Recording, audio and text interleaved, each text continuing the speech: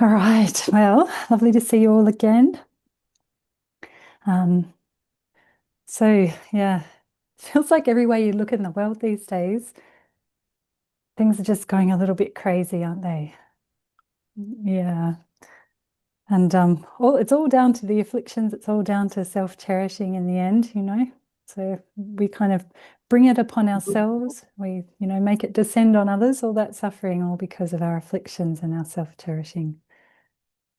And there's really I mean, you can force other people to do certain things physically or verbally through either threats or through coercion, but you can't force another person to change their mind. You can't force another person to change their views.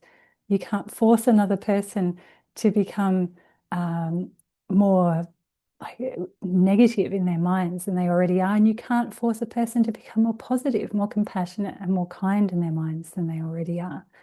There's no way to do that because that's all internal stuff.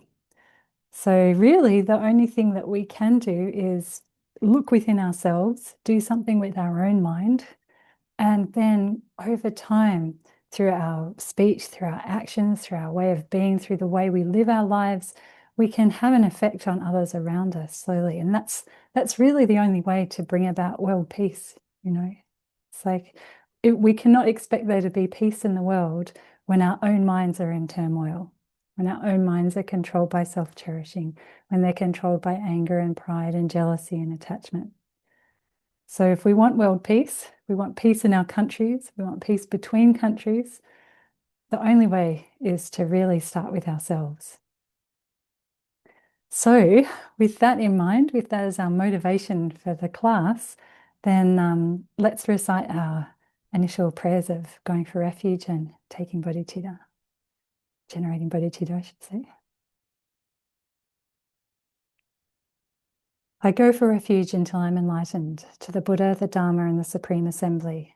By the merits I create through listening to the Dharma, may I become a Buddha in order to benefit all sentient beings. I go for refuge until I am enlightened, to the Buddha, the Dharma, and the Supreme Assembly. By the merits I create through listening to the Dharma, may I become a Buddha in order to benefit all sentient beings. I go for refuge until I am enlightened, to the Buddha, the Dharma, and the Supreme Assembly. By the merits I create through listening to the Dharma, may I become a Buddha in order to benefit all sentient beings. May all sentient beings have happiness and the causes of happiness.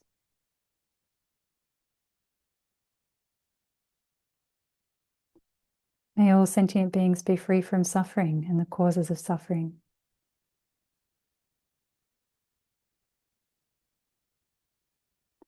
May all sentient beings never be separated from the happiness that knows no suffering.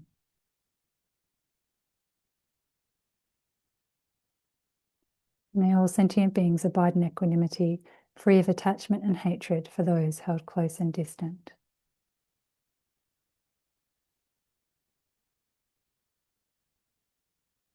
Okay, thank you, Shella.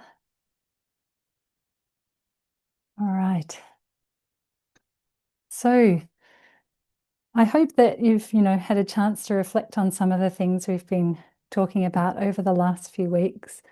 And I'm sure there've no doubt been challenges to really implementing them fully in your minds, because we're at a beginner point where we have to go at our own pace from where we're at right now. But whatever we can do whatever little changes we can make in our own mind with our goal we've got our goal in mind as to where we want our mind to go. But any little changes that we can make, any little changes that we notice in our minds, really something to rejoice in, because those are the first positive steps that we've taken to then gaining some control over our own minds. So whatever we can do really try and notice in your own mind what you've managed to do. And also where you still need to work on things. It's important to not get too bogged down in feeling like, oh, there's not any improvements going on in my mind. Not get too worried about that, but really also look at the positive changes that have occurred and rejoice in those and do what you can to build on those changes. So we've already had 3 weeks, I think, so far. Is that right? Have I got that right? Have we got this week and then 2 more? think. Shella's going to check. Does that sound right? Pretty sure it's three so far. Yeah, Matt, you reckon it's three has already passed? Have we got three left? Okay, we'll go on that basis. Shella, if you find that I've made the wrong calculations, you just let me know. So far, what we've been talking about really is the introduction or explanation of the sevenfold cause and effect instruction on developing bodhicitta. So we will talk about that more today. And then we will start to talk about the second method for developing bodhicitta, which is the exchanging self for others and the practice of Tonglen. So it's important that we cover all the material because it is a DB module. So I want to make sure that we're covering all our bases and you have everything that you need to work with to go on with. So far, oh, message for me, thank you. Sorry, I'm really terrible at checking the chat, so thank you very much. Um, there is a message for me. I can't see any message.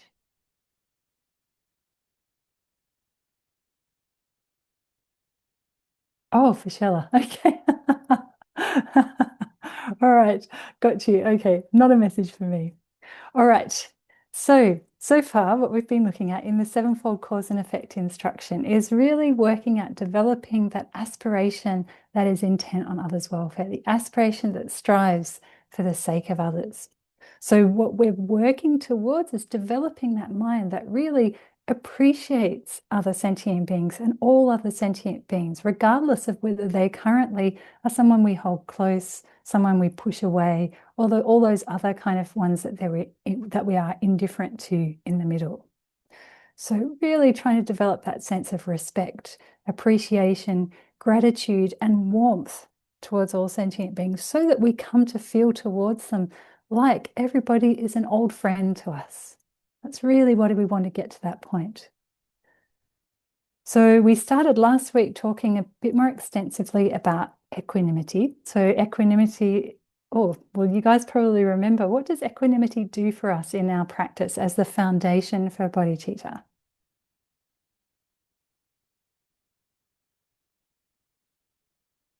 Barbara? It levels the playing field. That's right. Yep. So it makes it so that we have this equal attitude towards all sentient beings. So we're not biased towards some that currently are helping us and biased away from some who are currently maybe harming us. So taking a much broader approach to sentient beings that's beyond just this immediate situation, our immediate relationships with people, thinking how, like if we take us for an example, somebody who gave you $1 million last year as opposed to somebody who gave you $1 million this year. Who would you say is more kind? You can't really discriminate. You can't be biased and say the one who gave it to you like this year, currently we've only had like about less than a month of this year already passed, right? So it's got to be quite recent. So that person who gave you $1 million this year, there's no way we can say that they're kinder to you just because in a temporal sequence it's happened more recently. So also the person who gave you $1 million last year also is equally kind to you.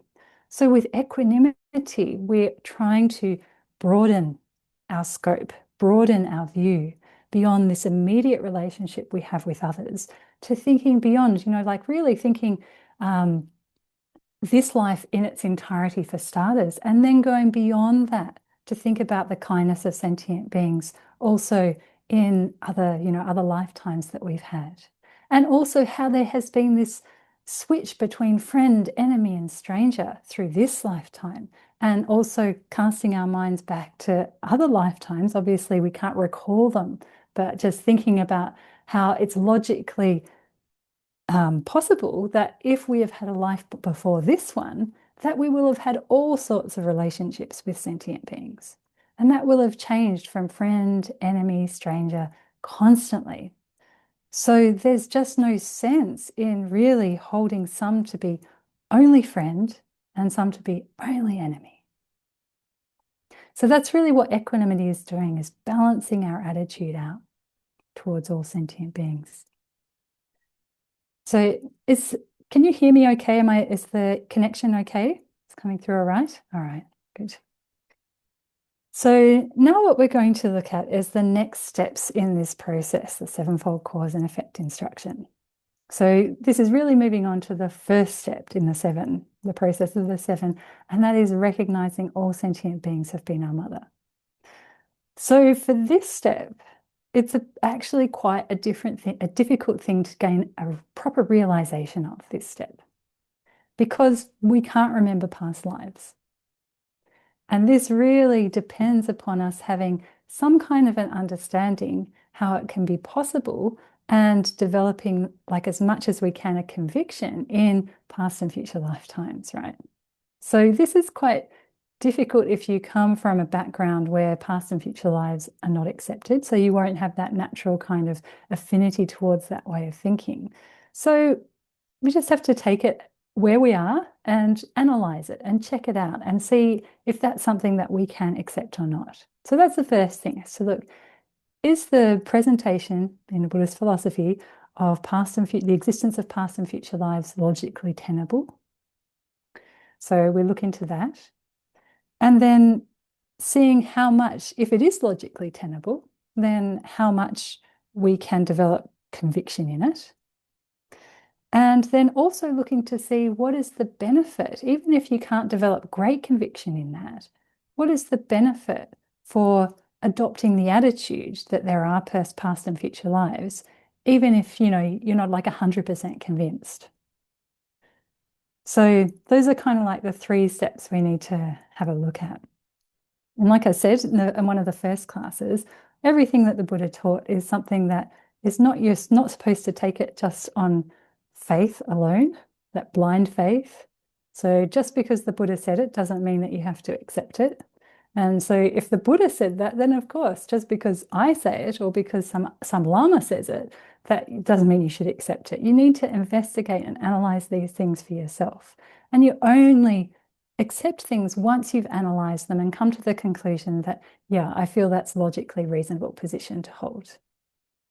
So that's always the way to approach Buddhism. Okay, so for looking at or developing an understanding or really approaching this topic of recognizing all sentient beings have been our mother, because this is like fairly foundational in a lot of the explanations on developing altruism, developing compassion. So for that, we need to have a look at how we exist as individuals.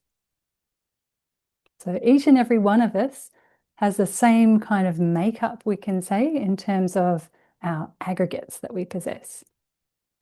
So I'm just going to bring up a little chart.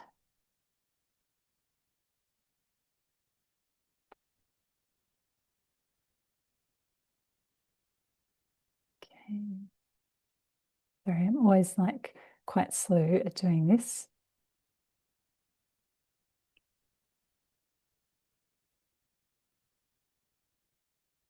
Bear with me and have some thinking music to yourselves while I organize. Okay, here we go. Yes. All right. Can you see that okay? All right. So, oops. Okay. So when you've probably all heard of the five aggregates, right? This is not new information, I imagine, for all of you. So if we condense down the five aggregates that each and every being possesses, I mean, you can have a discussion about beings, whether some beings have form or not form and whatever, but setting aside that discussion, we can say, especially all of us as humans and the other beings that we can see with our eyes, like animals, they all have these five aggregates. And we can condense the five aggregates down basically into two, body and mind. So body is the body that we have, the physical body, physical form that we possess, that thing that is solid, that moves, that can talk, that can, perform all the physical functions that our body performs. That's something that we all know quite well what a physical body is. And then we have this aspect of consciousness or aspect of mind. So the mind is something that depends upon our body. It exists in connection with our body. But from a Buddhist standpoint, we would say that it is not the body. So there is no overlap between our body and our mind in terms of its nature. They've got very distinct natures. So the body is something physical, it's tangible.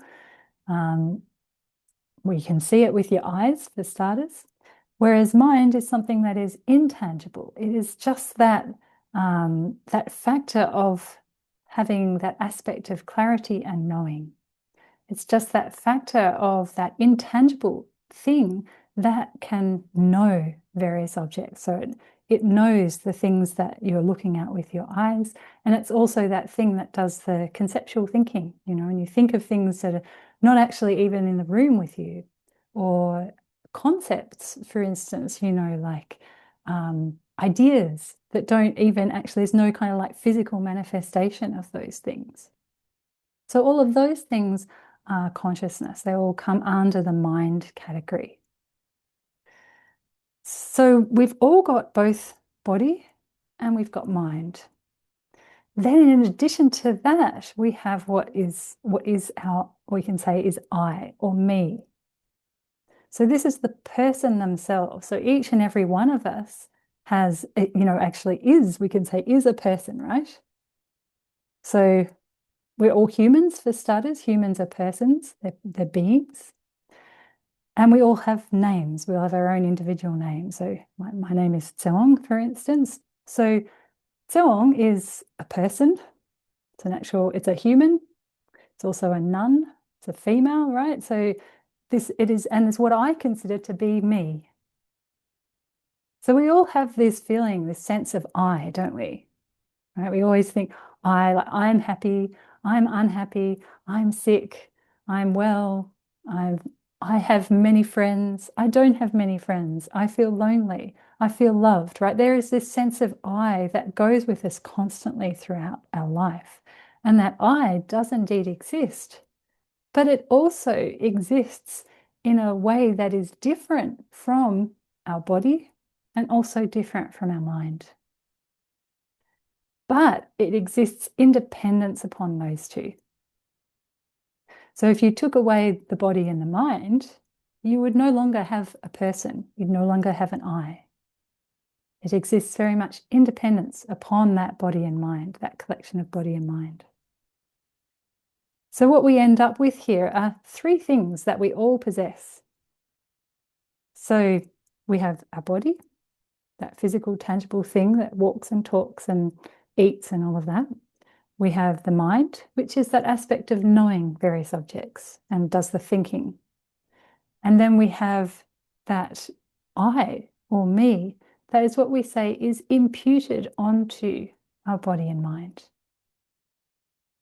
So this is just, is this something that you've heard about before?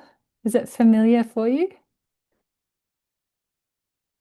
I can't see all of your faces at once, unfortunately. Well, so if there's anything that is not clear, please just like raise your hand, but I'm seeing a lot of thumbs up, so that's good. Okay. So we have these three things, and we can talk about these three things in terms of what is the substantial cause for each of these three things. Now, this is really important for this particular topic, recognizing all sentient beings have been our mother, but also it will be really important in terms of I think it's the next DB topic, which is all about wisdom realizing emptiness and all of that. I think it's the next one. If it's not the next one, it's the one after. I lose track of the timeline. Okay, so it's a really important foundation for that. So if we look at for the body for starters, what would you say is the substantial cause of our human body? Do you know what a substantial cause is for starters? Sorry, I'm just assuming terminology, understanding terminology that maybe these are terms that you've not heard before. So Scarlett, you're saying no, you don't know what a substantial cause is. Okay. Have any of you I, heard of this term? I Shella, don't sorry? I don't know if I know I've heard them separately, but I don't know if I've heard them together. And I don't know what it would be for a body. Okay. So a substantial, we always talk about, we talk a lot about causes and results, especially when you look at karma, you talk about karmic cause and result, right? We all understand the basic principle of the way that cause and result or cause and effect works. So if you have a cause for something, then from that, you end up with a result. And if you have a result of something, it's necessarily preceded by a cause, right? You can't have a result just arising out of thin air. It has to come from something, and that thing that it comes from is its causes. So when we look into the causes of a thing, there are a variety of causes. So if, for instance, we take, so the classic example would be, for instance, a clay pot, right? So if you have a clay pot, like a vase, for instance, or something, some kind of like clay receptacle that you can put things in. So that clay pot, there's a lot of things that have to come together in order for the clay pot to come about. So what is probably we can say the main thing that you need for that clay pot to come into existence? Clay. Clay, yeah, that's right. Clay is the main thing, right? So when you have a lump of clay, like for instance, imagine that you're making the pot on a potter's wheel, right? So first you chuck down the lump of clay at the start, and when you chuck down that lump of clay, there is no clay pot there.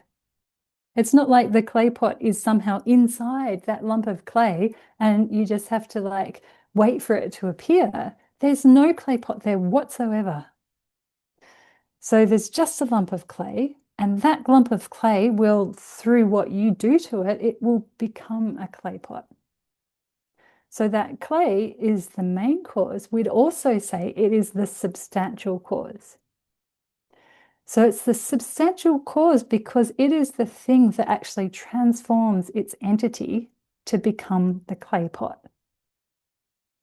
So you whack it on the wheel and you get the wheel going, or you probably already got the wheel going, whack it on the wheel, and then you will mold it with your hands, and gradually over that spinning of the wheel, and your hands doing the right thing, it will mold into a clay pot.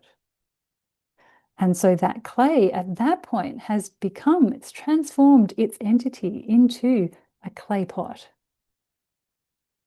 But the clay by itself is also not enough, right? Because you need the person who's going to make it into a clay pot.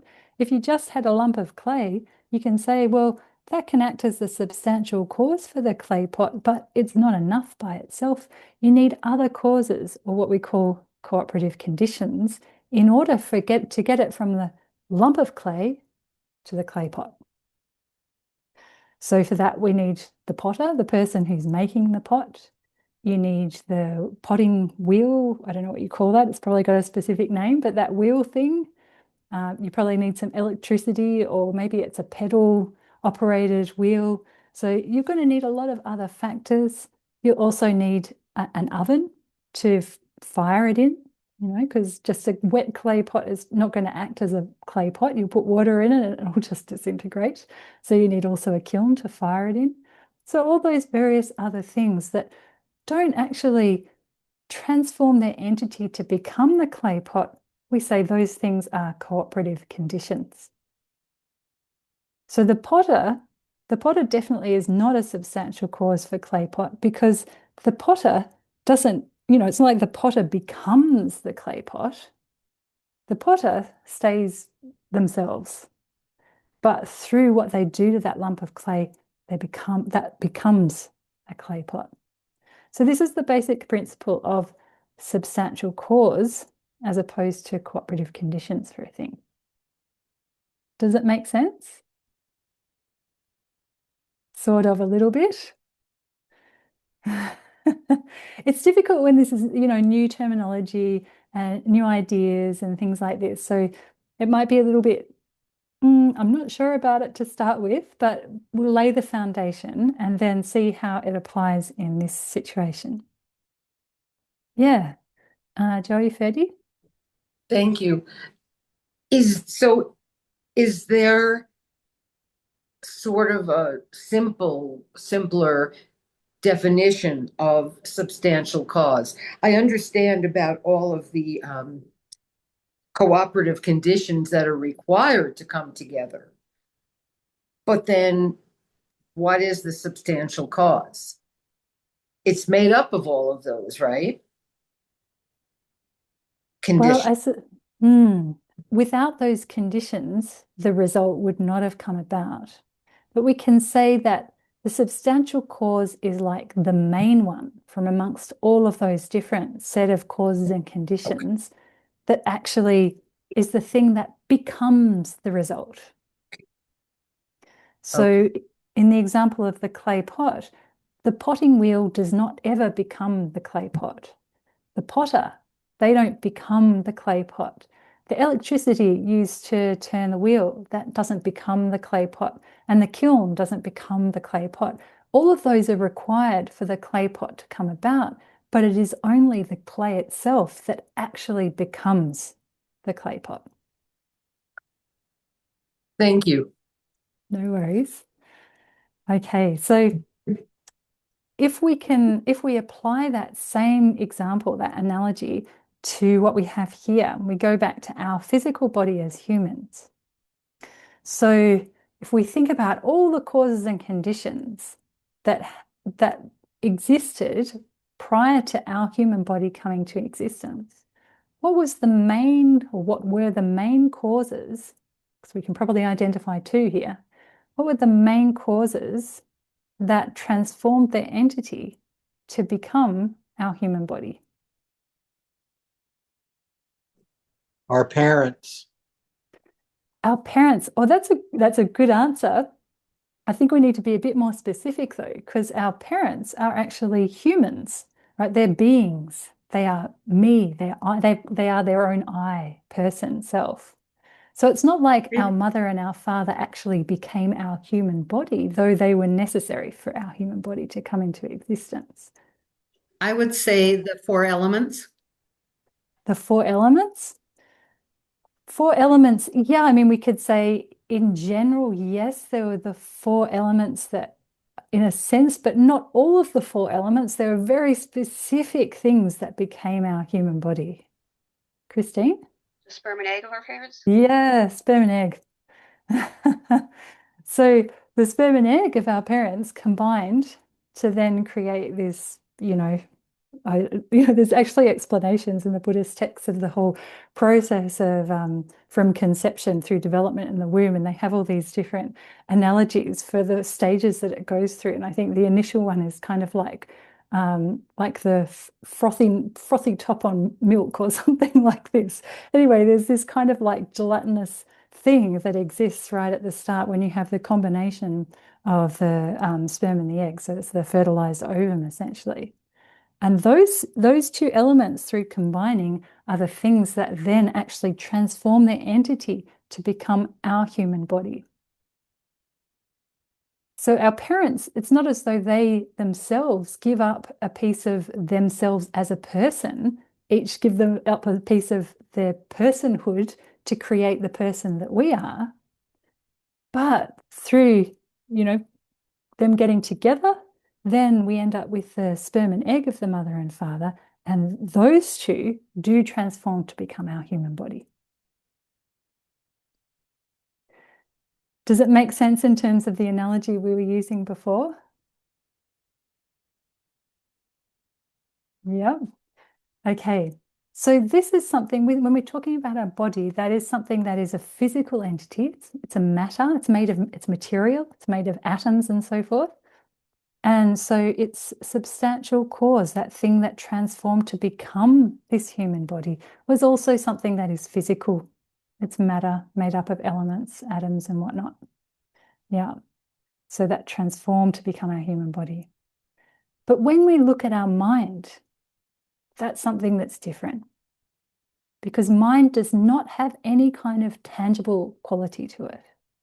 It is completely intangible. You can't put mind under a microscope and see, the various atoms and, the quarks and whatnot going on. There are none for mind. Because mind is just that entity of clarity and knowing. It's just that entity of the ability, the capacity to know various objects. So that just that entity of that is that capacity to know various objects that is intangible is not going to have a substantial cause that is material. This is the Buddhist presentation. So what in Buddhism, what they say is the substantial cause for mind, the only thing you can posit, the only thing you can identify as being the substantial cause for mind is a previous moment of mind. So it is a previous moment of mind that transforms its entity to become the current moment of mind. So if we look at it in terms of our lifetime, we all have a mind today. If we didn't have a mind today, we would already have gone on to the next life, right? The body would be left as a corpse and our mind would have gone on. So we can say we've all got a mind today. Whether it's functioning really well or not, it depends on various factors, but we've all got one. So that mind that we have today is dependent, so how well it functions, what it thinks of, what it, what occurs to it, these will have some dependency on what's going on with our body. So like, for instance, if your body is quite lethargic, you'll probably find that your mind is also quite lethargic as well. And that has got a lot to do with in Buddhism, they talk about the channels within the body, and there's a very strong connection between whether the body is functioning well as to whether the mind functions well because of that interrelation, but they're not the same. So likewise in Western science, Western science has an amazing understanding of what goes on with the human brain and the nervous system, and can explain how, like a malfunction in one area of the brain can affect the way that mind works. Western science doesn't yet have this understanding of the nature of mind as being something quite distinct from those physical processes, but still it can explain how what's going on physically with the body can affect mind. So there is that interrelationship between body and mind, but they are not the same, because we would say that the mind that we have today, the substantial cause for that is really the mind of yesterday.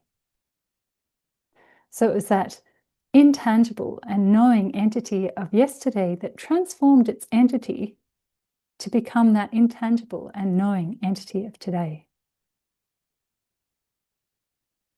So the only thing we can posit is that previous moment of mind in an endless continuum. So if we take that back, actually, I think I've got this underneath. I do. Okay. So if we look at today's mind here, the substantial cause for today's mind is yesterday's mind. Substantial cause for that is the day before's mind.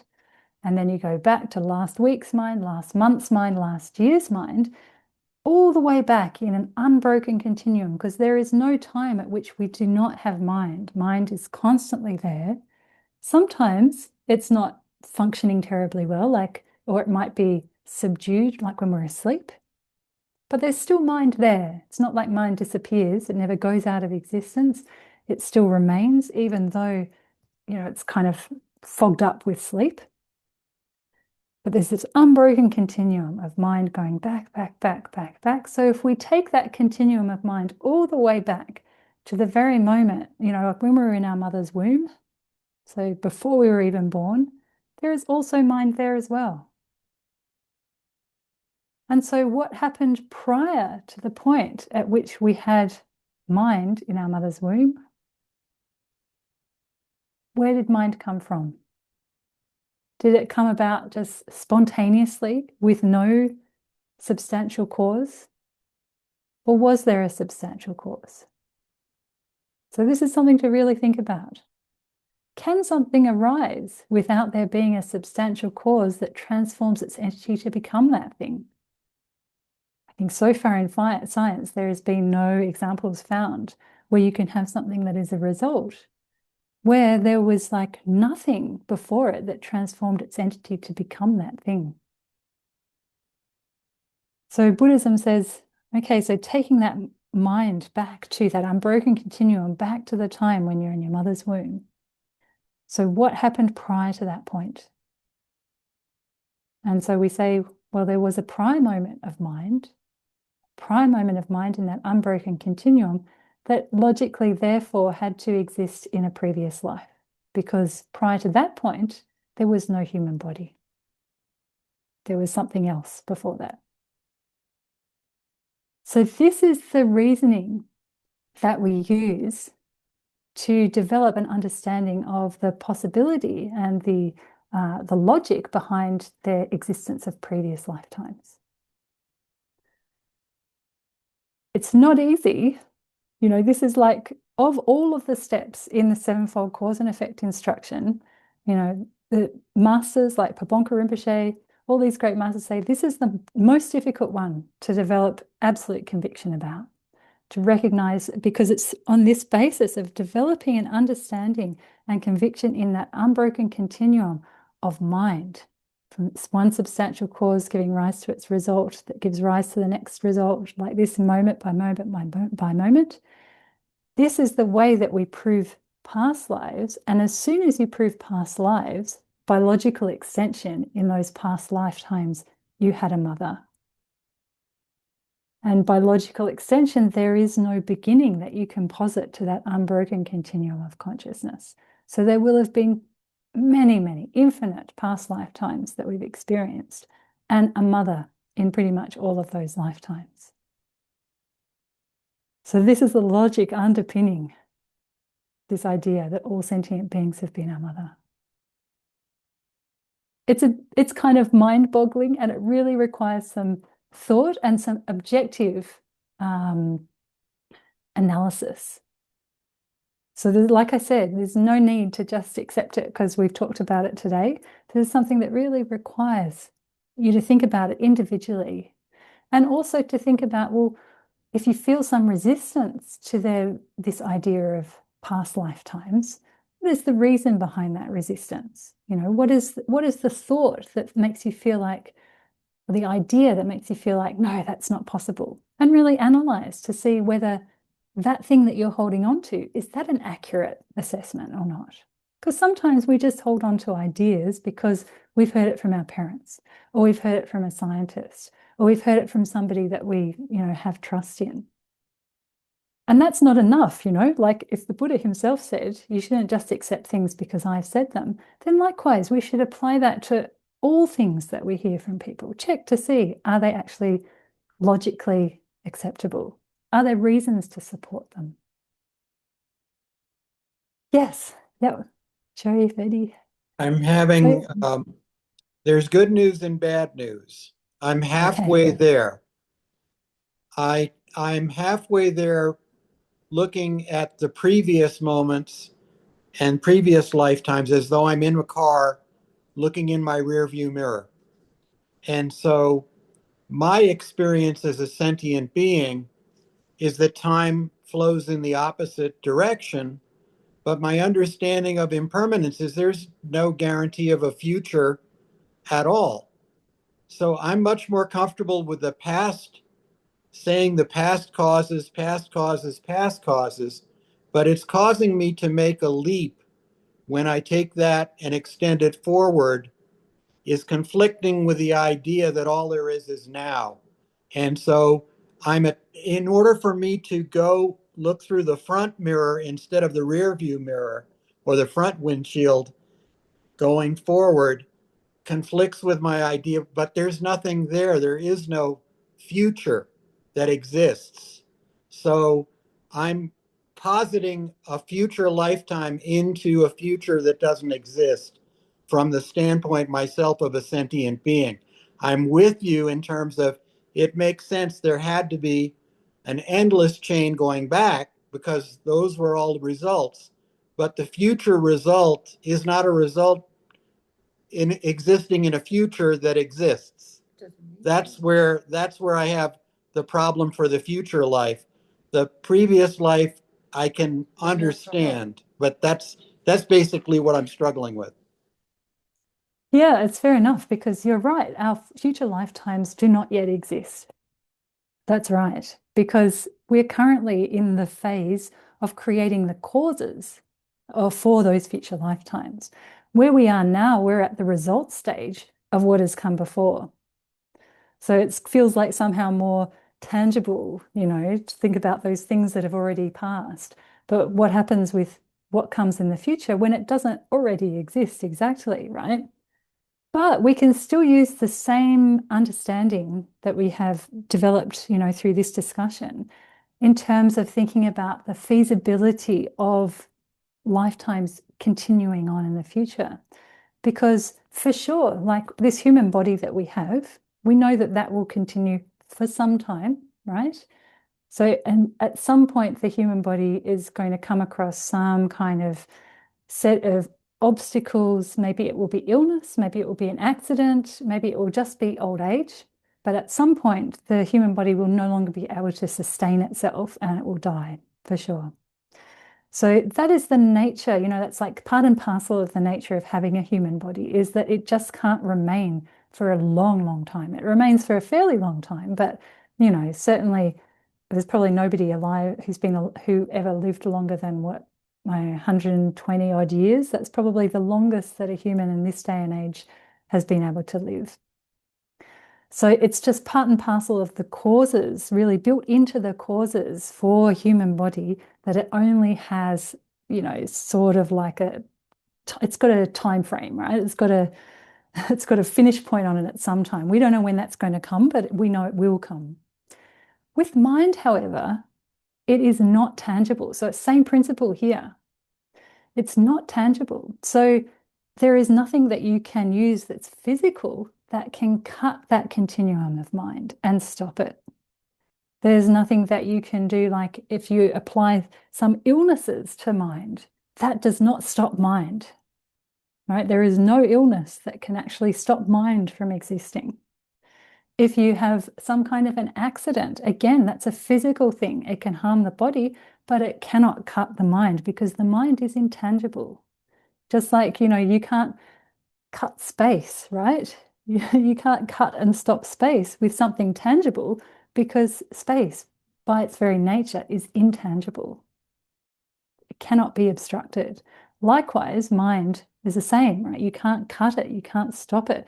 So there is nothing that we have that in terms of the things that can physically harm the body, there is nothing that can likewise physically harm the mind because the mind itself is not physical. So if there is nothing to prevent, there's nothing we can do to physically prevent one moment of mind transforming into the next moment of mind, then the logical extension of that is that mind will continue on as well, because there is nothing that stops it from existing. So then, in terms of what will happen in the future to our mind, where it will go, we don't know.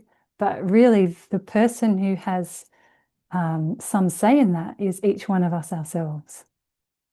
So we are currently creating the causes and the conditions for where the mind will go in the future. Will it go somewhere positive or will it go somewhere negative? That's in our hand.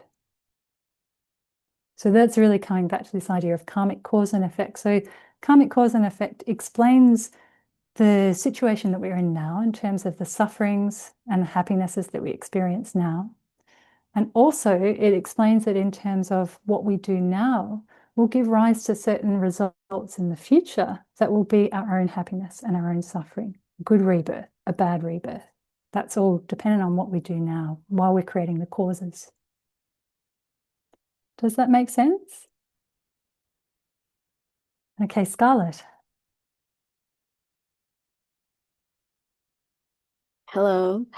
So can you elaborate on, so this topic really puzzles me because um it just sounds like fantasy that like I don't know. The cat that I saw was my mother, or like infinite lifetimes. Like everybody I encounter was my mother at some time. I don't know. I don't I can't see how that's possible. Okay, that's one. And the other one is like, how can the mind then, like, say my mind, it goes into like when I pass away, then I become a cat, and then I become like a bird, and then so how does it, and then eventually goes back into human. So like the defilements that I had, it goes into a cat or it goes into, a cow, and then how does that become a human again? Like I think, yeah, can you speak on that, please? Yeah, I mean, that's a lot. It's quite a big question, right? And like I said, it's not something that you can just hear once or twice and go, oh, yeah, totally. That totally makes sense. I mean, maybe for some people, uh, there are certain imprints that maybe arise in their mind. They go, oh, yeah, totally. This is what I feel is totally right. I get it. It's, yeah. But most of us, it's not going to be like that, especially if we've grown up in in a culture which doesn't naturally have that acceptance of past and future lifetimes. So my parents both scientists, so definitely I didn't grow up in that environment. So for me, it's been like quite a process of really coming back to it again and again, coming back to this idea of past and future lifetimes, all based on this substantial continuum of mind. So, and then again, we have to think about that there is a distinction between mind, just that aspect of clarity and knowing, intangible, and body, something that is physical. It's not that mind is just a byproduct of a physical process, but is its own distinct, substantial continuum entity that continues back into the past and will continue into the future. So it's on that basis of having that continuum of mind that has continued back past this lifetime. So prior to this lifetime, if it existed, if we think about that process logically, if the mind existed prior to this lifetime, then we will not have had the same body that we currently have, right? There will have been some other body that it will have been karmically connected to in previous lifetimes. So it may have been the body of an animal at times. It may have been the body of a human at times. It may have been the body of like these other realms that they explain in Buddhism, like the God realms, talk about the hell realms, the hungry ghost realms. Like there are quite a lot of different types of births that you can take. And it's in dependence upon the body that mind karmically matches up with, that will determine what kind of person you are in that life. So if we go back to here, so the person that you are in a particular lifetime, that me, that I, the person that you are, is very much dependent upon the type of body that mind is karmically linked with. So if your mind in one lifetime is karmically linked up with a cat's body, then you will become a cat, right? So a cat is actually a person. We say technically it's a person. It's weird. We usually equate person with human, but in actual fact, we can say person or being. Maybe being is a better word to use. Being is actually like they're all different types of beings, all different types of persons. Humans are just one type of persons. Animals are other types of persons or beings. And they are actually the thing that is imputed onto this collection of body and mind. But with what person you are is very much determined by what kind of body your mind is linked with. And your mind will be, to some extent, constrained by the type of body that it's linked with.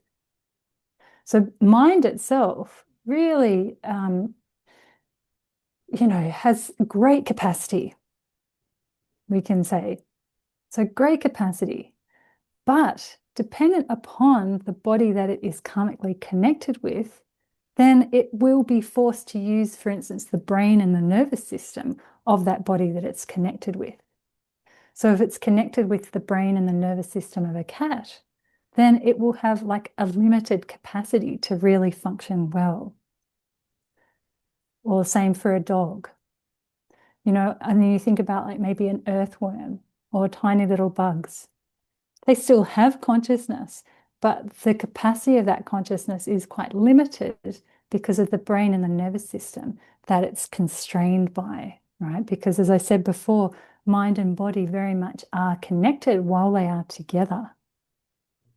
they're dependent in some senses. So if we think about it like this, if you can take it back to before this lifetime, then just if you're thinking, well, therefore, there must be limitless lifetimes, because once you establish the existence of one previous lifetime, then there is no reason to say that there would not be limitless, beginningless previous lifetimes. So in those lifetimes, we will have taken all sorts of different types, or connected up with all sorts of different types of bodies. And in order to have a body, then generally in most of those types of rebirths, you need parents, or like I think cockroaches, they only need a mother, right? I think they can produce babies without a male. So in any case, you need some kind of a parent to give birth to you, give birth to that body that you've connected with. And so that's where we develop that understanding that therefore we have had limitless mothers in previous lifetimes. And it won't always be one mother, there will be countless different mothers that we will have connected up with in those lifetimes. So that's how we come to the understanding of, or come to the recognizing that the sentient beings that we encounter in this lifetime, at some point in previous lifetimes, will have acted as our mother in one way or another. So we can say, yeah, this cat that I come across, this cockroach that I've come across, this annoying mosquito that's trying to bite me that I've come across, at some point in previous lifetimes, they will most likely have acted as my mother. And at the very least, we can say you can't say for certain that they have not acted as your mother. So does that help in terms of, Scarlett, your question about developing this understanding of these beings that you encounter in this lifetime have been your mother at some time in the past? Yes, thank you. And what was the second part to your question? Sorry, I've forgotten. Just like, okay, as I am as a human, of all the afflictions that I have, right? Upon death, then say it goes into a cat, then how does that work? Yeah, so you take them with you. That's the only thing that you can take with you at the time of death, is all those, we can say all those afflictions that go together with your mind. You'll take them with you. You'll take them probably in this sort of like potency form. Your mind becomes extremely subtle at the time of death. And at that time of death, it's so extremely subtle that there will be no afflictions actually, strongly present in your mind. But still, the potentials for those afflictions will go with you into future lifetimes. And also those karmic seeds that you've placed on your mind through engaging in positive and negative actions, they're all potencies that are contained within your mental continuum, your mind, and they will go with you to your future lifetimes. So that is the only thing that you can take at the time of death. This is why we say, at the time of death, your friends and family won't help you. Your possessions will not help you. Even your own body will not help you at the time of death.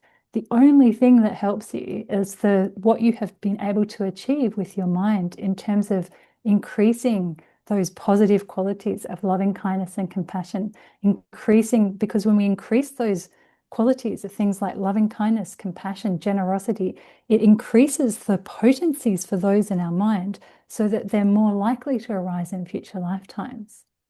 And also all the positive actions that we've done, they place potentials on our mind that will go for future lifetimes, that will give rise to results that are good results, positive results, happy results.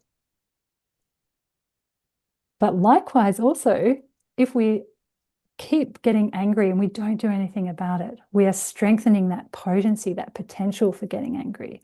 If we keep getting jealous and we don't do anything about it, we increase that potency for jealousy. And then on that basis, we might act badly towards others. And that places karmic potencies within our mind, karmic seeds within our mind. And all of that stuff, likewise, will go to future lifetimes with us, with our mind and with our eye. Our body, that gets left behind. So it's kind of like we can use the body that we have in this lifetime to act as a basis or as a support for our mental development.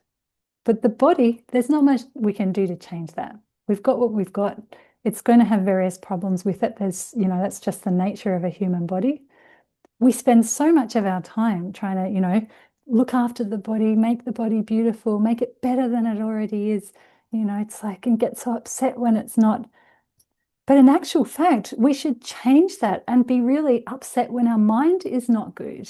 When our mind is not positive, we should be placing the majority of our focus on our mind and doing what we can to improve our mind, make the mind more beautiful in this lifetime.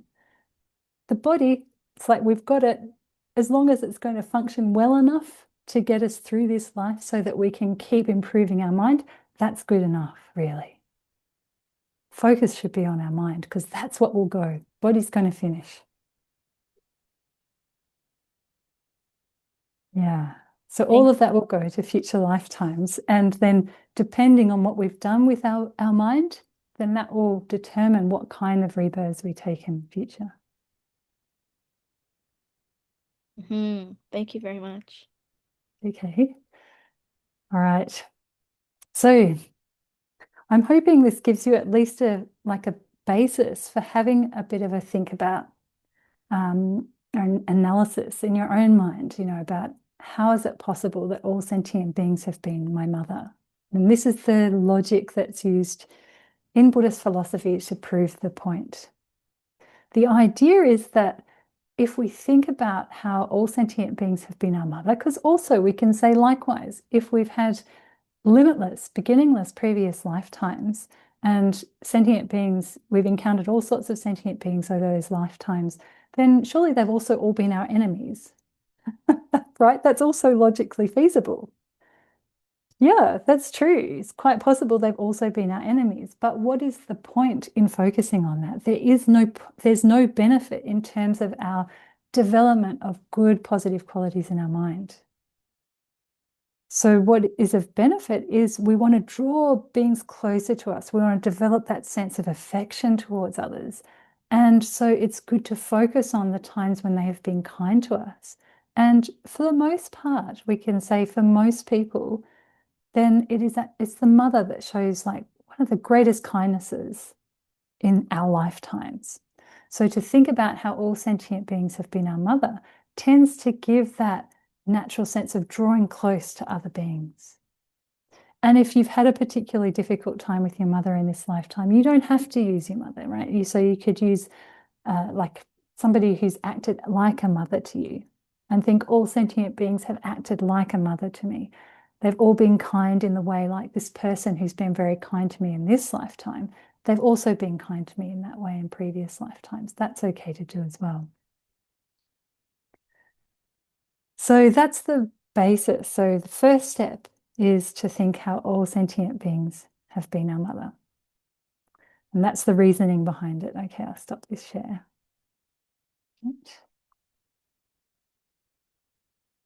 All right. So that's the first step. The second step is to consider or recollect the kindness when they were our mothers. So when we recollect the kindness when sentient beings were our mothers, really the best way to do that is to reflect on the kindness that we've been shown by our mother in this lifetime, or someone who's acted like a mother in this lifetime, and then apply that to all sentient beings. So what are some of the kindnesses that our mother in this lifetime has shown us? What are your ideas? What sort of things come to mind? She gave birth to us. Right. Like that's a pretty major thing, isn't it? I mean, I've not had children myself, but I'm sure that many of you have. And so you'll know from your own experience what that's like. I mean, it's not like you would probably choose to go through giving birth to somebody, to something, for the sake of the suffering that happens. It's not like a pleasant experience, is it, by all accounts? I've heard some stories of my friends who've given birth, and some of them have been like such horror stories. I felt like I wanted to vomit. This happened, and then all this came out, and then this and this, and I was like, wow, that's amazing. It's really amazing. So the pain, the suffering of giving birth, yep, So that's that right at the, well, and even before that, looking after this thing that's growing inside you for like 9.5 months, however long it is, that I find incredible. You see ladies who are pregnant and and I think, okay, it's inside you, but you do realize that it's going to have to come out. And the size of the thing that's coming out and where it has to come out from, they don't really match up in my view. I'm thinking that's like 9.5 months you're going to think, I presume you'll be thinking, this has got to come out at some point. And they look after their own health. You know, sometimes that's it's pain that comes with the pregnancy, other issues that come with the pregnancy. If you have to be careful what you eat, you can't just do whatever you want. You know, there's a challenge. So that's to do with pregnancy and giving birth. But then what about after our mother's given birth to us? Then what kind of kindnesses do they show us? Well, they take care of us, feed us, and well, clothe us, and do a bunch of things. And we only can't do anything for ourselves when we're born, so you know, That's right. So if we were just it's alive. born, yeah, and then this tiny little baby, if you just left it, it would die. So we would all have died already in those first, you know, few days after birth if our mother or somebody like a mother for us had not taken really good care of us. You know, even the skin is like so fragile, you know, and so easily harmed. The bones are like so easily harmed. Have to make sure that they have enough nutrition so that this little tiny fleshy thing grows into a, you know, full body. And then all the sleepless nights and the, you know, oh my goodness, you know, endless nappy changings. Really, it's really good to think in great detail about all the kindness that your own mother or whoever was kind to you at that point showed you at that time. Really go into it to develop that really strong sense of gratitude. So even if you don't have a great relationship with your mother right now, still, that's still something that we can be appreciative of, that we can have gratitude towards, is that if it was not for her or whoever took care of us at that point, we would definitely be dead already. Easily. We may have significant like health problems because although we survived, we weren't taken care of properly. And then if our mother took care of us right through our early years and our teenage years, we didn't have to go, for instance, into the foster care system. And so we had love and care from one person through that whole time. I mean, that's amazing, isn't it, really? Is it, you know, some terrible traumas that children go through from having, you know, had to be put into other care and things like, I don't know if probably it's the same in America, but definitely in Australia, you hear some terrible stories about how people's lives turn out because they didn't have that stable home life. And amazing how some people come through it and they really still work to benefit other people in society. Don't hold on to great grief. It's just really incredible. So our mother and also our father, you know, people who like that, who really helped us through those early stages of our life when we couldn't take care of ourselves. And through our teenage years, I mean, we all know what teenagers can be like. I'm pretty sure that we were not exempt from being difficult teenagers. So they put up with all the teenage angst and whatnot. They, you know, going out at night, not coming back until the early hours of the morning, all the stresses and the worries as your children grow up. It's really incredibly kind. And one of the great kindnesses, I think, that it's likely that all of our parents gave us to some degree is an understanding and appreciation of what is right and what is wrong. What is a good way to be in life and what is a negative way to be in life. That it's important to care for others. You know, these are qualities that really it's to have learnt from a young age. They set us in good stead for as we get older, so that now we have an interest in developing those qualities more and more.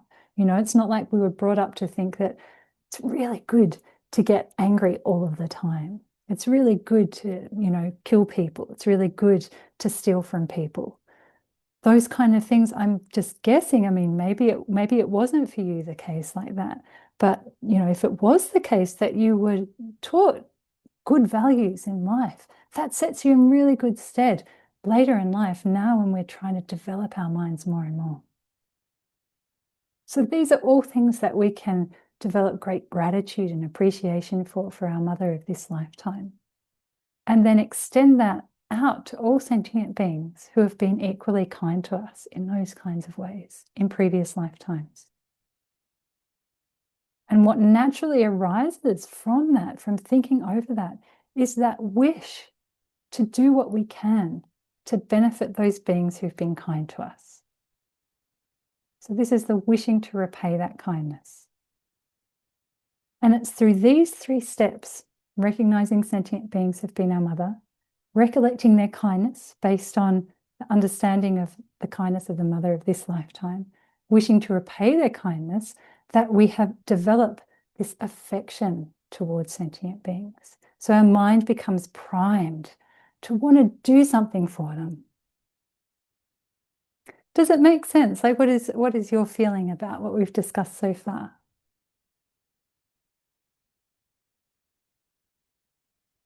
Any thoughts arise?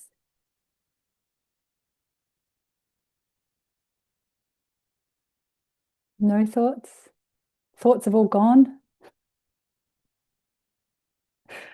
Aphasia? I'm trying to get, yeah. I think when I think about it, I agree that the concept that every single sentient being would have been my mother is hard to conceptualize. But what I think is the thought that it's possible, and I don't know for sure, then that gives some compassion that arises, that it could have been so. You know what I mean? So it's not like I worry that, oh, that cockroach that I accidentally killed could have been my mother. It's just like, well, it was somebody else's mother, and it could have been. So then, oh, at least let me say a mantra and blow on it or something. So I guess what I'm trying to say is, even when there's that slight doubt, it doesn't negate the level of compassion that arises, because the possibility exists that it could be so, at least for me, if that makes sense. I think you've hit on a really important point there, because it is difficult to develop that 100% certainty, that 100% conviction. But what we can think about is, like, if you have developed in your mind that thought that this could be possible, right? If you're open to the idea that it's possible, then one thing to think about is, well, is there a benefit for me adopting the attitude that all sentient beings have been my mother, even if I don't have 100% conviction? And you'd have to say that there is 100% benefit for you in adopting that attitude, even if you don't have 100% conviction. Because when you have compassion for others, when you have loving kindness for others, and that arises really on the basis of having affection towards others, which we can develop through, thinking, recognizing that, or thinking this being has been my mother, then your mind improves. You actually are the one that gains from developing the compassion and loving kindness towards another being careful about that cockroach, catching the mosquito and putting it outside rather than killing it. So you are the one that really benefits, and you stand to gain from also, therefore, not engaging in negative actions towards others, because you have that affection towards others as though they were your mothers. So there is a great benefit, and there is actually no harm in thinking that sentient beings have been your mother. Like, even, let's just say, just for argument's sake, what if it were the case that actually all sentient beings had not been your mother? What would be the downside to adopting the attitude that they had been your mother?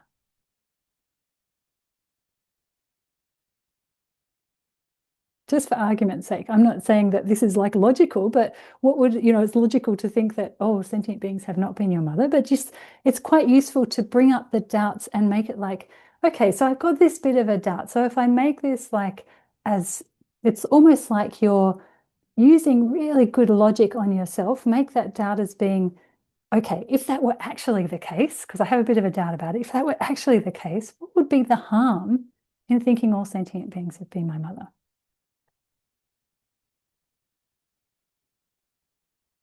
No harm, you say, Barbara. There's actually no harm. It doesn't stop you from doing anything that you need to do, right? So on the basis of having a compassionate attitude through having affection towards others, you can do things like, protest against others' negative behavior. You can explain to others when they're behaving in a negative way. You can tell people, no, you should not behave this way towards me, right? So that you still are able to act. If you have compassion in your mind, you're still able to act. You're still able to do what needs to be done to benefit others. Doesn't actually prevent you from doing things, right? There's no harm to yourself. And there is a great benefit because your mind becomes more compassionate. Your mind has greater affection. Your mind will naturally be happier through having that attitude. So these are good things to think about. And thanks for bringing that point up, Afisha, because I think it's a really good one. Because if we were to wait until we have 100% conviction that all sentient beings have been our mother, before we progress and think about these other steps, then we'll be waiting a very long time. And we'll miss out on the benefit of developing affection to others, developing compassion, developing loving kindness towards others. And the people that will miss out, the one who will miss out, will be ourselves. So we stand to lose if we don't have these positive qualities of mind.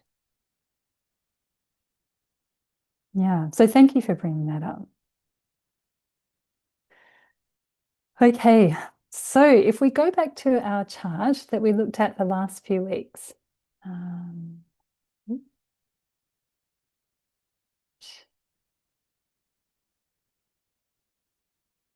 I would love to spend more and more time on each of these points because there's so much to talk about and, so many ways that we could discuss things in terms of applying it to our daily lives. But I have to make sure we get through all the material because it's a DB course. So I'm sorry that we have to keep moving along. But still, if you do have questions, please do raise your hand. So what we've been discussing so far, so last week we spent quite a bit of time on equanimity. And so far today, we've been covering these 3 points: recognizing sentient beings have been our mother, recollecting their kindness. So that recognizing sentient beings have been our mother, that is based on thinking about that substantial continuum of mind that goes back past the start of this lifetime into previous lifetimes. Recollecting their kindness based on thinking about the kindness that we've been shown by our mother of this lifetime. And then on that basis, developing that natural, spontaneous wish to repay that kindness. So through these steps, we develop affection towards sentient beings. We find them appealing, not in a physical appealing sense, but in the sense that we want to do something for them. And what we naturally want to do when we think about sentient beings, what all sentient beings want, without exception, is they want happiness and they don't want suffering. That is we can basically subsume all the needs and desires of sentient beings down into those two things. And that is exactly what affectionate loving kindness and great compassion are about. So affectionate loving kindness is that wish for others to have happiness, sentient beings to have happiness, and the causes of happiness. And great compassion is that wish for all sentient beings to be free from suffering and the causes of suffering. So that naturally arises out of having affection for others and seeing how they lack happiness, what ways they lack happiness, in what ways they suffer. So the best type of happiness that we can wish for others is a perfect, unchanging happiness that is not governed by any afflictions. So it's a happiness that you don't find in the world. It's really a happiness that you only find in the state of liberation and enlightenment. So a state where all of their afflictions from their mind have been removed entirely. There are no causes for afflictions to arise in their mind. All those potencies for the afflictions that I talked about earlier have all completely gone. That is the best kind of happiness that we can wish for all sentient beings. And if you think about it, right, sometimes it can be hard if you're dealing with a particular individual, maybe it's somebody you know quite well, or it might be, for instance, in the news, obviously in America at the moment, I mean, there's all the stuff with the ice going on. It just seems crazy, right? And we did talk about it, I think a couple of weeks ago, wasn't it, about when one of the ICE officers shot Renee Good, and now there's been another shooting as well. And it's quite possible that seeing these things on the news might make it so that your mind feels great compassion or feels really strong compassion towards the person who's been shot. And you have anger towards the person who did the shooting. And so it can be hard in those moments to just straight away change your mind and wish for happiness for that person who did the shooting. But if you think about it, you definitely can get to a point where you can wish for that person's mind, the one who did the shooting, to be completely free of their afflictions. Because it was the afflictions and the self-cherishing that motivated them to shoot. Nothing else. It was not compassion that motivated them. It was not loving kindness that motivated them. It was not wisdom that motivated them. It was absolutely 100%, we can say for sure, it was self-cherishing, and it was the affliction. So if that person did not have the self-cherishing and the afflictions in their mind, there is no way they would have shot those people. So we can definitely work our minds towards developing that wish for people like that who engage in acts of violence like that that we disagree with, for them to be completely free of their afflictions, to be completely free of their self-cherishing. And with that will come a mind that is completely peaceful and completely content. Also, you can say for sure that, as I think we mentioned a few weeks ago, is like, if that person got to a point where they had completely removed all of those stains from their mind, you would no longer definitely feel any anger towards them. You'd want to hang out with them. You'd be like climbing over other people to get to hang out with such a person, right? Because they'd be a pretty nice person to hang out with. So when we think about this affectionate loving kindness, so it's that wish, it's not like a normal sort of love, it's not the sort of love that's mixed in with attachment. It's not a love that has, like we have towards the people that we're close to in our life. That is also a wish for others to be happy. But this loving kindness that we're developing in the context of this process is one that is not bound up together with attachment, but is actually directed towards all beings without exception. And the ultimate expression of that is wishing them to have that unchanging happiness that is where they are completely free of afflictions. And likewise with compassion, it is through understanding how sentient beings suffer in so many ways. So there are those manifest sufferings of body and mind, but there are also the sufferings that we call the sufferings of change, where you have happiness, but it doesn't remain. It changes, and ordinary suffering reasserts itself. And the suffering where you have no control over your experiences, you have no control over whether you'll experience happiness, whether you'll experience suffering, where you will be born after this life ends. So that lack of independence, that is like the most pervasive type of suffering that sentient beings experience. And so that great compassion wishes for sentient beings to be free of all of those types of suffering.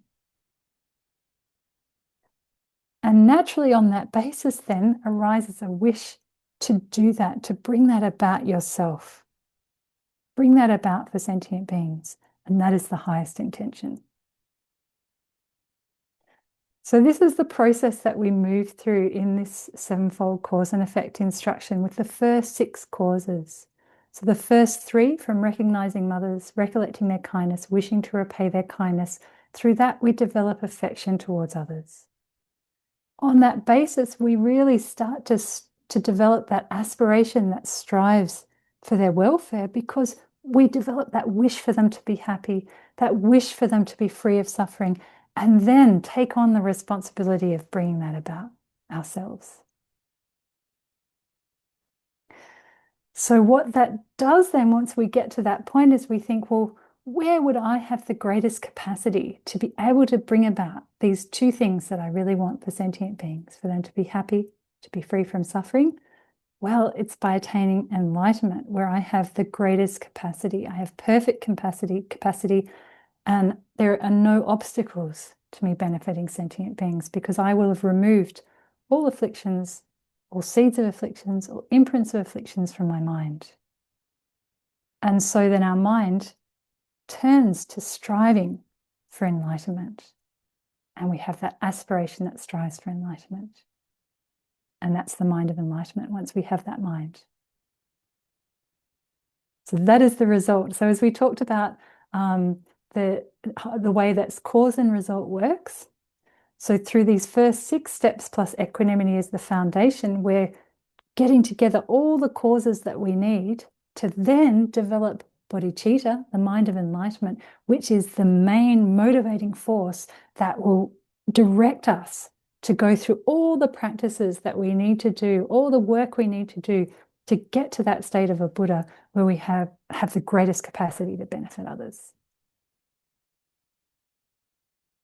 Yeah. How do you feel about all of this and working on it in your own mind?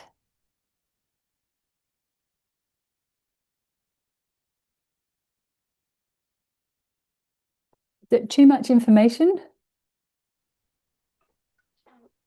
I've gone over this a lot in the long run, with the kindness, the whole thing, like numerous times. So I'm familiar with it. The equanimity and the since being's been our mother, and the whole, going through all these things. So I'm pretty familiar with that, because it's in the long run. So yeah, so being familiar, that's like our foundation, is getting that familiarity. But then the more and more we discuss it, the more and more we think about it, then the more and more it like becomes deeper in our mind, because we want to get to the point where each of these steps becomes like really just automatic for us. To the, like, first we'll start to find like, I think Scarlett, you were mentioning before about like, so you might see a cockroach. Was it Ephesia? Sorry, I can't remember which one of you said that, but it's that like you might see a cockroach and you think, oh, yeah, that could have been my mother, right? And so your attitude towards those beings that you're meeting on a regular basis starts to change. And in your mind, like, and this happens naturally once you get more and more familiar, then your mind changes and your mind becomes more positive. Your mind becomes more content. Your mind becomes more relaxed. Yeah. No, I do find it easier to think of somebody as being my mother than other beings. Yeah. It's hard to think of certain people that used to be my mother. It's like, sorry, it's really hard. Good. Right? Yeah. Yeah. So what that indicates is that we have to go back and work on our equanimity a bit more, because when we find it difficult to feel that closeness towards some of them, that means that our attachment and our aversion are playing a part there. So that's what it indicates. And that's, if you can recognize that, that's great. So you use your understanding to take you back, work on that for initial step, that basis. But making sure we work through all of the stages, that's really important. Make sure we don't leave some of them out. Yeah.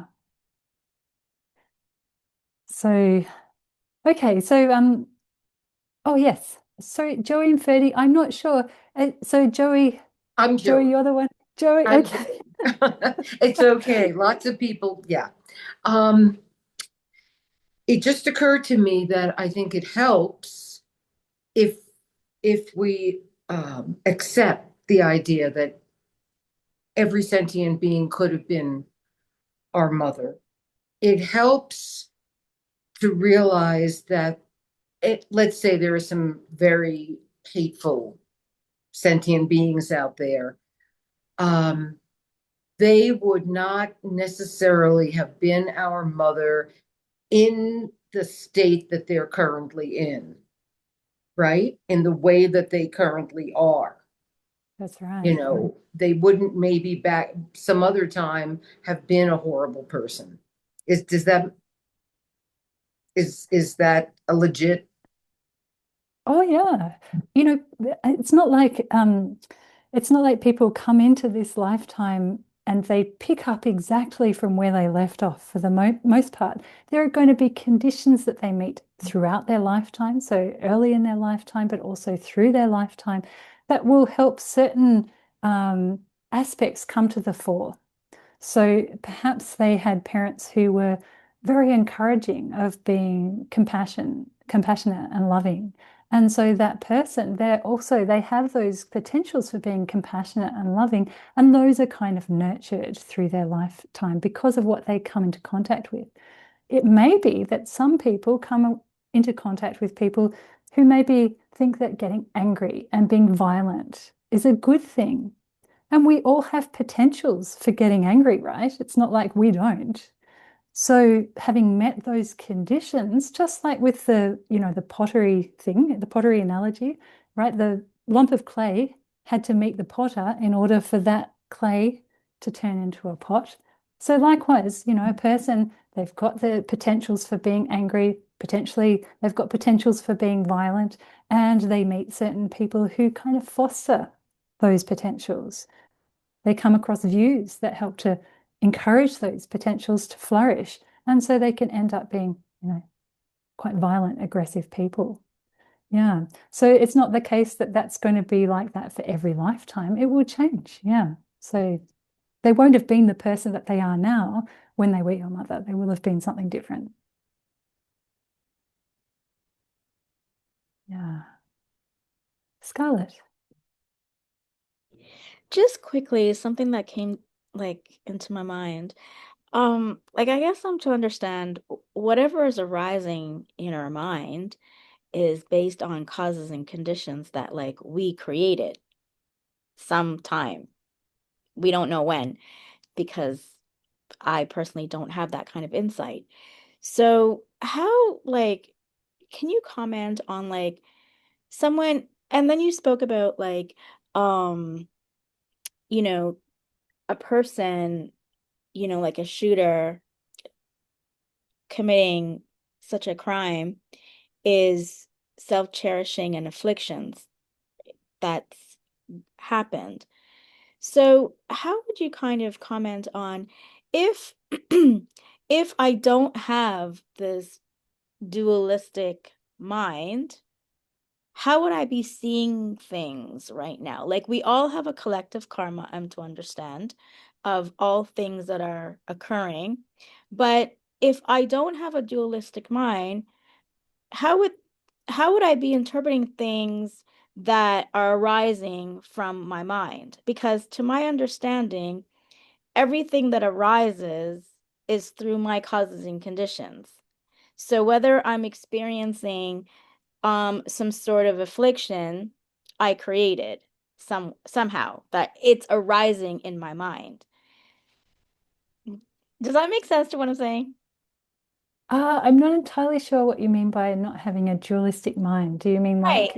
like, So, for example, someone who's like a bodhisattva, who's highly realized being, which I'm to understand we have on this planet right now, how would they be interpreting when if would they be angry that someone shot somebody?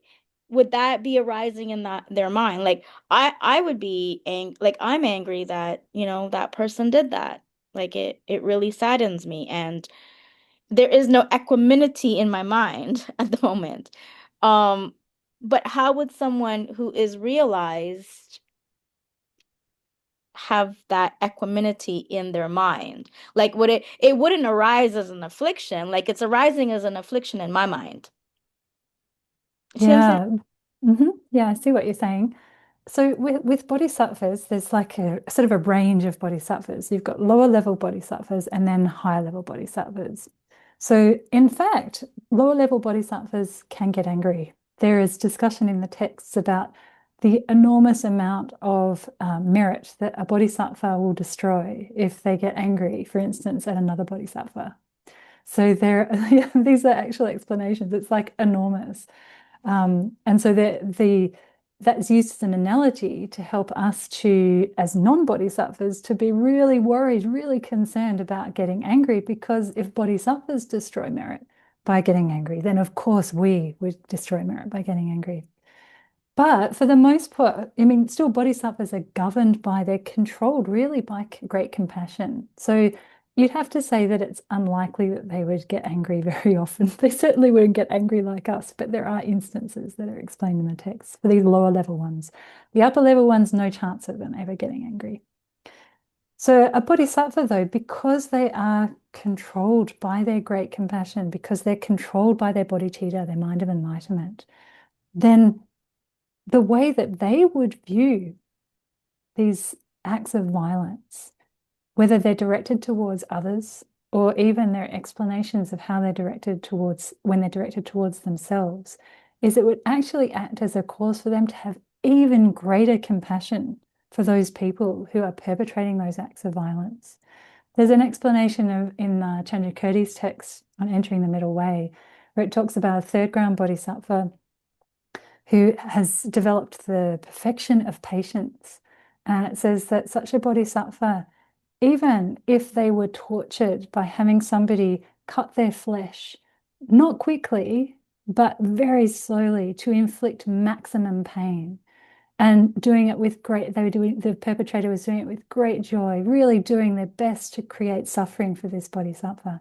That bodhisattva, not only would their mind be undisturbed, but their compassion would grow even greater towards that perpetrator, because they would understand that due to that action and due to their afflictions and their self-cherishing in that person's mind, and due to all of those things, that they are going to experience great suffering as a result, karmic result of those actions. And that their mind being controlled by the afflictions, there is no way for such a mind to have unchanging happiness. So through that, they develop actually extraordinary compassion and no anger whatsoever. Right. Yeah, I have heard that. Yeah. Mm. And so thank you for that. Yeah. Yeah. So it's really the thing that gets in the way for us being able to do that is our self-cherishing. Really, it's our own self-cherishing and our own afflictions that get in the way of us being able to have that kind of compassion. So are we like, if we think of the whole idea of everyone being our mother, trying to have equanimity, and then the view that you just spoke about is having compassion from when someone does harm us or there is harm to others, is it I wouldn't have an affliction of anger, right? No, Because I no. would be in the view of having compassion for that person, because that person is having such an affliction that is creating like harm to others, right? Harm Does to that others, not only harm to others, they are creating causes for harm to themselves. That's right. Yeah, and to themselves too. That's right. Yes. And this being who is doing that, they're doing it to others and they're doing it to themselves, is someone who's been very close to us, like a mother at some point. And so having that great affection for that person, then you have also the great compassion that comes with that. And so what do we do? Do we make a dedication to that person when we go to our altar? Or is there a remedy? Like if afflictions don't arise in my mind, then is that selfish not to do anything to kind of If you have that really strong compassion towards the person, it will direct you to do something. I understand. Definitely. Yeah. So, and then you say, well, what is it that we should do? That depends on Right. what capacity you have, right? So, and what skillful means are at your disposal. For instance, if you were related to that person and that person was somebody that trusted what you said, then you would have a chance to actually potentially change their mind, right? But we don't know these people personally. So we're really limited in terms of what we can do in a practical sense to make a difference for that person right now. So some things we can do is like, for instance, as you say, when we're doing various practices, then we can dedicate the merits. Also thinking of that person, thinking, may they be free from their afflictions. May they be free from their suffering. May they be only beneficial to others. May they attain enlightenment and benefit everybody, including myself, right? Yeah. So we can make those kind of dedications when we do our own practices as well. So including them in that way. So that might be one way of going about it. But also what we need to make sure that our compassion motivates us, so that when we have that compassion is thinking, okay, what this is showing up to me is I have such a limited capacity to do anything to help either the person, people that are being harmed by the person, and to help the person themselves. I have such a limited capacity. I need to increase my capacity. I need to get rid of my own afflictions because that's what's inhibiting my capacity. So there are a variety of things that we can do, but we necessarily need to make sure it comes back to making us do something about our own minds.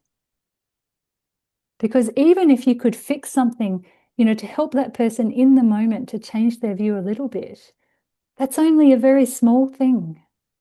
If we can help protect other people from harm, it's still a small thing, and we should do those things if we can. But what we do need to make sure we do is increase our capacity to do more and more help, to be of more and more benefit. Because if we try and reduce or help to reduce other people's afflictions while holding on to our own in our own mind, it's going to be fairly unsuccessful, I would say.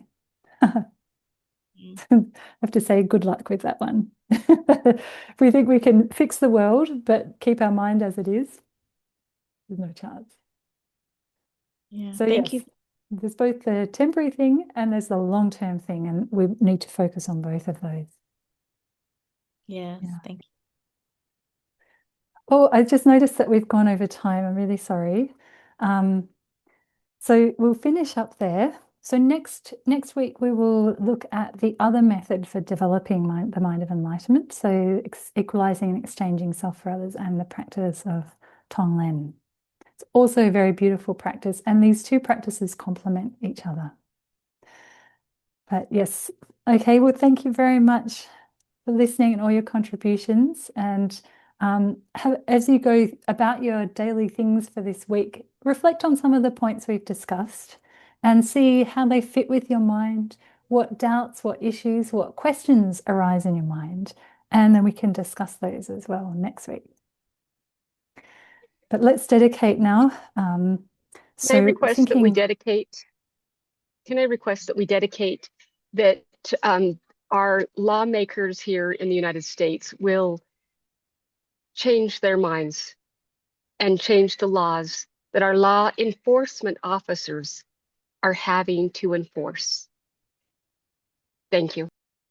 Yes, yep, definitely. Let's make that a strong prayer in our minds. And also increasing that aspiration to across the world, so that all countries and all conflicts we can say all conflicts are pacified, all countries have leaders who are compassionate and kind, and that people think of benefiting one another. And may we be able to bring this about in whatever way we possibly can.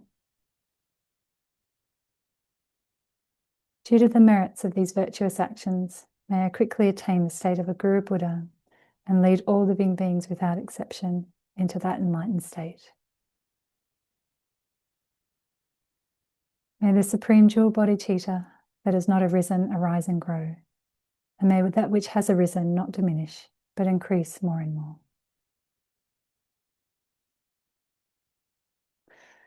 Okay, I look forward to seeing you all next week. Bye-bye for now.